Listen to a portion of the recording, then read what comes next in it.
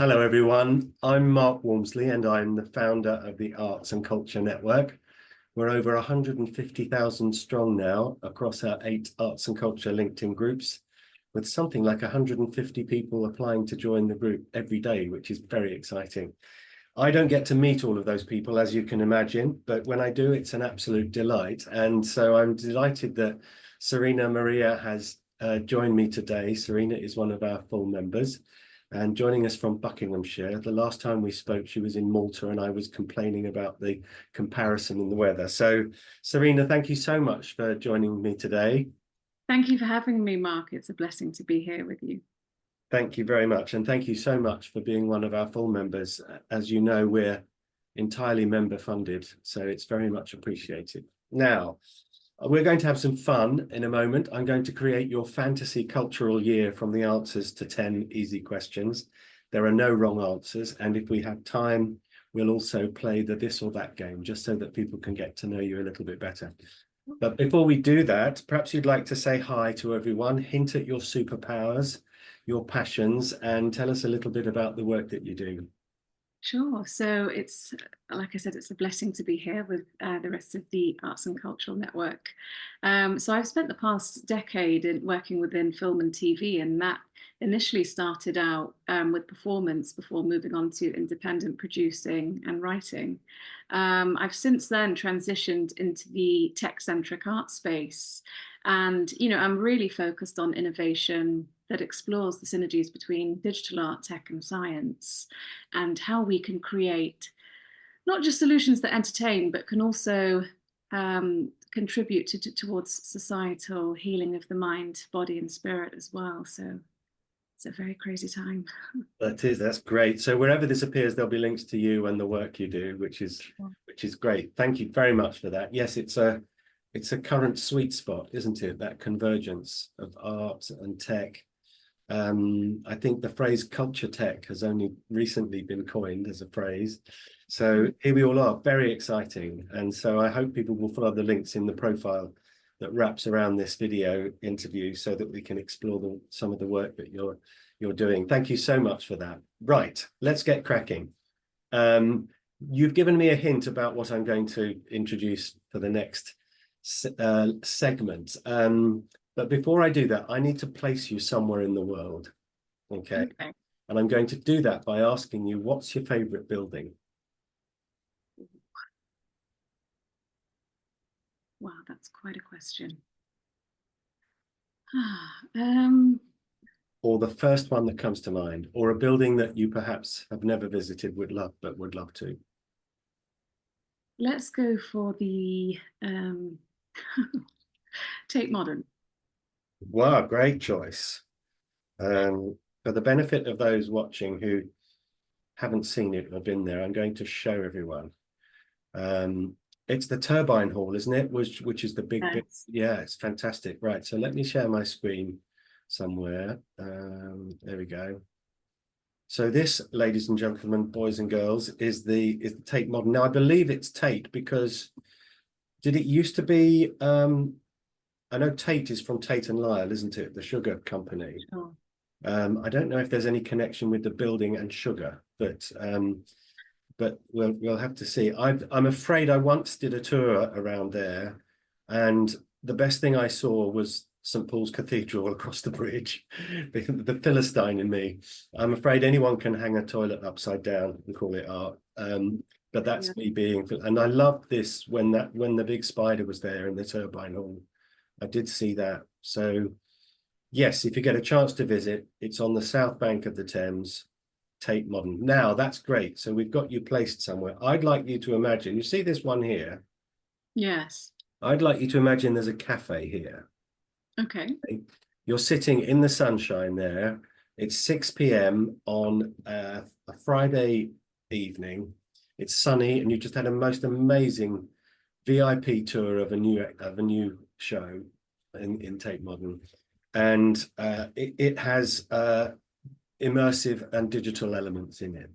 Okay, so you're sitting there having enjoyed the show, and there's a drink to your right. What would I find there? So if there's a drink to my right. Yes, what favorite? If it's a what drink would be your drink of choice at 6 p.m. on a sunny Friday afternoon? An iced pistachio latte. Ooh, nice. It's something I tried the other day and it was delicious. I was like, That sounds wonderful. Great. And then there's a book on your left that you've been rereading or reading. It could be your favorite book. It could be a book that's been with you all your life or changed your life, or a recent discovery. What might we find there? oh, I have a long list. I actually prefer, what would be there?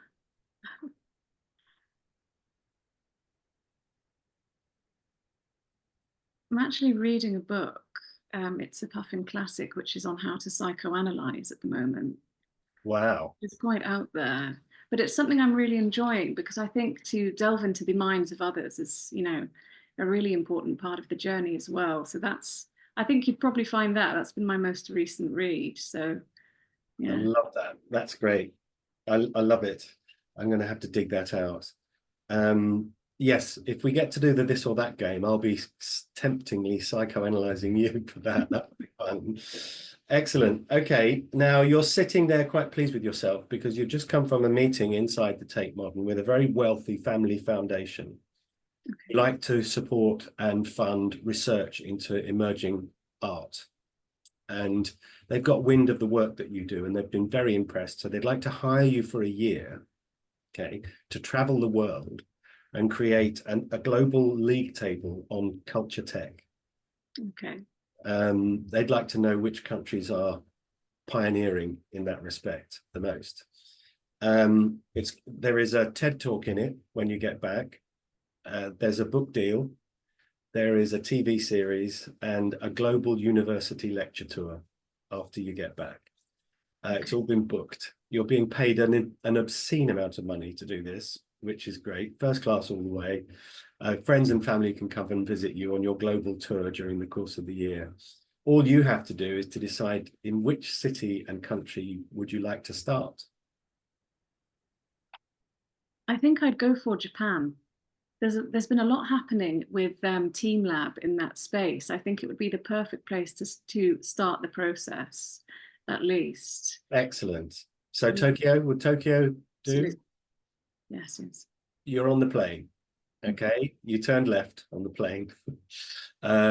You've been brought an iced pistachio latte by the steward and a note from the family foundation that was the instructions they left were that this was to be given you once you were airborne. Okay, they are going to impose a condition on your trip, and that is that you only listen to one very specific genre of music for 12 months, to the exclusion of all else. What would you choose? Jazz in every lifetime. I love that. I love that. There was no hesitation there at all. So, who might be on your playlist then? Oh, let's start with Ella Fitzgerald. Oh, dreamy. Absolutely dreamy. That's fantastic.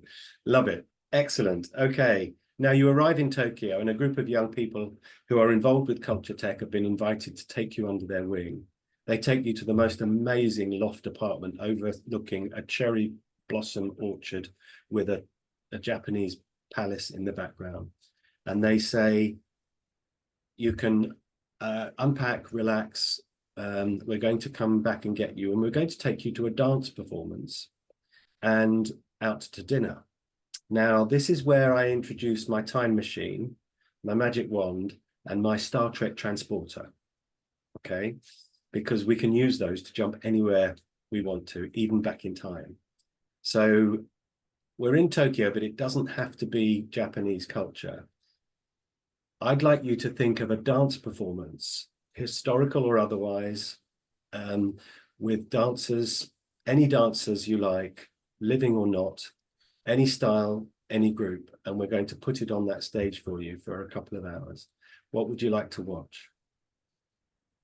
I would always go for ballet, but in terms of the chosen performers, ooh, I think we might be here for quite a while deciding, Mark. I'm not sure. No, ballet is perfectly fine. You could have Nureyev and Fontaine if you liked.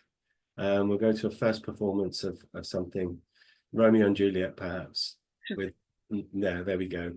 That's great. Now, You get to choose the national cuisine for dinner. What would you go for? Greek.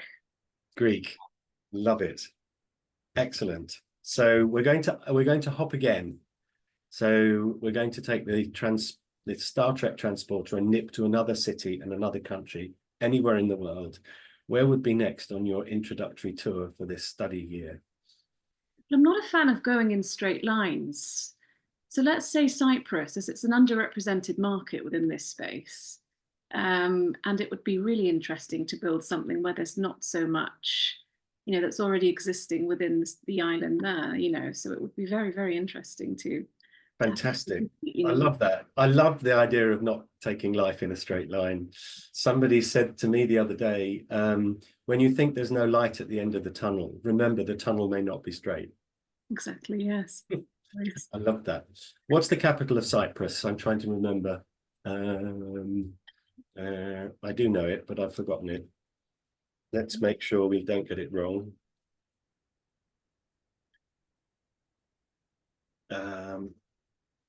We're in Nicosia. Beautiful. Cool. Excellent. So we've hopped to Nicosia. Now it's sport day in Cyprus. And with breakdancing in the Olympics and figure skating in the Winter Olympics, some sports are considered performance art. So you get to go and watch any sport you like for a couple of hours, or take part if you prefer. Which would you choose? Go for the races. Horse racing? No, as in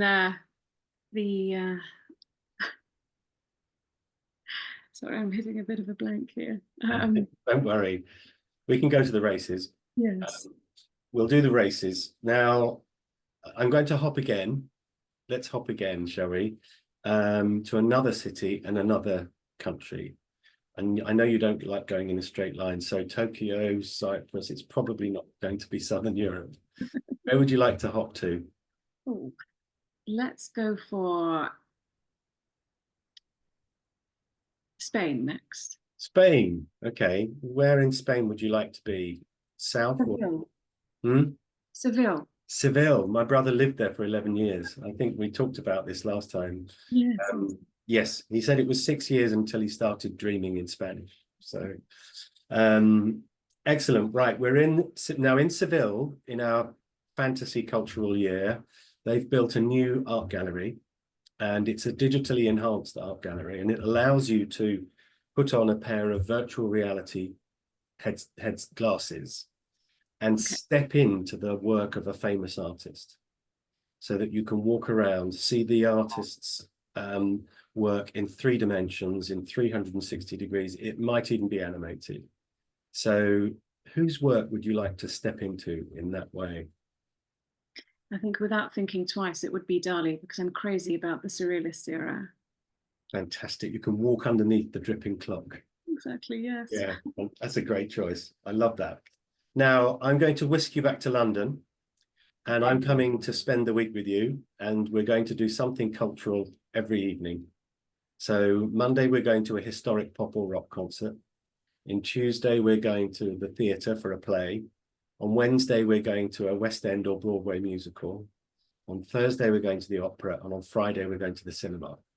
Okay. And between us, we can choose what we do. That's a hell of a week.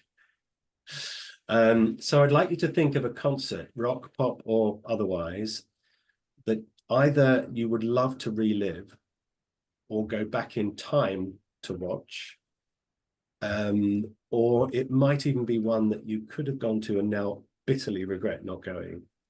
So does anything spring to mind? Is that for live performances then? Yes. I've got a few that I can share as inspiration. I've got I could have gone to Bob Marley at the Rainbow in 1975, but didn't. I did go to Ronnie Scott's when I was 9 to see Buddy Rich and his band. But I think I'd love to go back and watch the Prince show that I saw, the Love Sexy tour. So anything that you either missed or would love or would like to go to today. So what's on the list? I'm trying to think back. Was there anything that I've really missed in terms of live performances? But Jazz, if we're jazz talking about perhaps. if Yeah. we're talking about wanting to go to one in the present Yes, that'll do. now, I'd likely choose Andrea Bocelli. Oh, Sure what's coming up for this year yet. That would probably be a good starting point, I'd say. he did a wonderful performance. I think it was either Positano or Portofino, where they had that the auditorium was on the harbour. It was wonderful, fantastic, great choice, excellent. What about a theatre play? Are you a theatre goer? I am from time to time, but if I was to choose a show, I think, now that the film's come out as well, I'd probably go back for Wicked. I know it's quite Yeah, a difficult choice there, but I think you've done all three. Then you've done theatre play, musical, and cinema in one choice, which is very, very economical. That's great. Have you seen the movie? I have, and I can't wait for the second part, actually. It's really interesting that it was that, that kind of length, and there's still a second part. I So, know I didn't know that until I saw that said at yeah. the end. So I thought Ariana Grande looked very odd in it. The way they presented her, but didn't look like her at all in many ways. She's But playing a Dixie Blonde, isn't she? And it's, I guess, yeah, something quite contrasting with yeah, I the thought character. Elphaba was incredible. Oh, absolutely, Yeah, she was. I've seen Adina Menzel. We went to see her at the O2. She did a show there. I loved that, and she belted that one out. There are some great versions out there of that song. Every musical needs a song like Defying Gravity. It Oh, really does. yes, yes. Excellent. And what about an opera? I can choose, or you can choose. Hmm. Maybe you can share with me the top three. My top three. Well, given that we've spent some time in Seville, then Carmen would be a nice choice by Bizet. And then I'm a Puccini fan, so Tosca probably, or La Boheme would be great.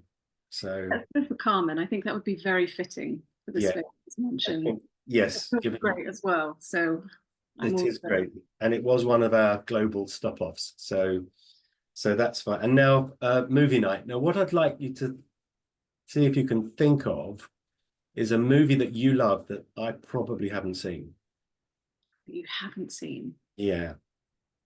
That will be a real challenge. Actually, there is an experimental film by Ram Slavin, which is Call for Dreams. Very surrealistic. That's one I'd highly recommend.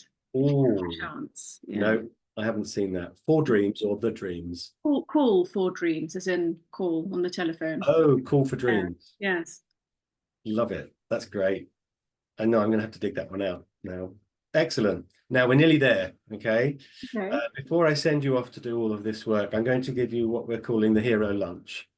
You can invite any single person, living or not, historical or otherwise, famous or otherwise, to have lunch with for 2 hours at a Greek restaurant in London. Who would you choose? Andre Breton. Andrea Breton. Andre Breton, yes. I really wish he was still alive. I mean, I think upon coming across his musings, there's a deep sense of resonation. I think I would feel very much at peace to spend the time around such characters, really, in the past. Is this him? Yes. There we go. So where is that? It's Andre, wasn't it? Rather than Andre, yes. Andre Breton. We were essentially going back to the surrealist era with this as well, so I think that's where I'm drawing inspiration from, really. So I'm not really familiar with surrealism writing and poetry. One assumes it's just visual art. So Andre Breton was a French writer and poet, the co-founder, leader, and principal theorist of surrealism. Wow. First, a surrealist manifesto in 1924. Fantastic. So if you'd like to dig a bit further, that's Andre Breton. Fantastic. Now, in a slight twist to this question, who do you think Andre Breton would invite? Well, we've mentioned Dali already. I mean, I assume they knew each other. yes, absolutely. So It'd that was just be my first point of call, I think. that would be great to be a fly on the wall for that lunch. That would be fantastic. Excellent. Now, you're back on the plane. You've done all of this. You've got all of those wonderful things to look forward to, the TED Talk, the university tour. You've created the global league table of culture tech. And you're on the way home, and they've lifted the restriction to only listen to jazz. Okay. What's the first piece of music that you'd want to listen to, having not heard it for 12 months, that's not jazz? Lo-fi is very similar, but I think it can cover lots of different areas. They merge with house and so on, this specific genre. So maybe, so that it's more of a gentle transition, I would go to lo-fi, combined with house, perhaps. Love it. Nice, yes. Excellent. There you go, Serena. That's your fantasy cultural year on its way. I hope you've enjoyed it. Absolutely, yes. It's a lovely way to pull out those surprises and anecdotes. Now, this one's much more fast-paced. I'm going to give you two options. You have to choose one, okay? And it's quick. Are you ready? I am, yes. Sparkling or still, madam? Still, was that? Yes. Yes. Mac or PC? Mac. Tea or coffee? Tea. Radio or television? Radio. High heels or trainers? Trainers. Peas or sprouts? Peas. Call them or text them? Call. A window seat or an aisle seat? Window seat for sure. Milk or dark chocolate? Milk. Car or motorcycle? Motorcycle. Love it. Boiled egg or fried egg? Fried, I think. Comedy or horror? Horror. Oh, love it. Concert hall or sports stadium? Concert hall for sure, yes. Cat or dog? Cat. Oh, excuse me. Test the water or dive in at the deep end? Dive in at the deep end. Orange juice, bits or no bits? Smooth, the smooth type, I think, yes. An hour in an art gallery or a museum? An art gallery for sure, yes. Beethoven or Mozart? Mozart. Shower or bath? Shower. Cooking or being cooked for? Being cooked for. Sand or snow? Sand. Shopping online or in store? In store. Reggae or salsa? Reggae. Indoors or outdoors? Outdoors. Android or iPhone? iPhone. Start immediately or wait until the last minute? I think start immediately. Okay, I'll believe you. Science or history?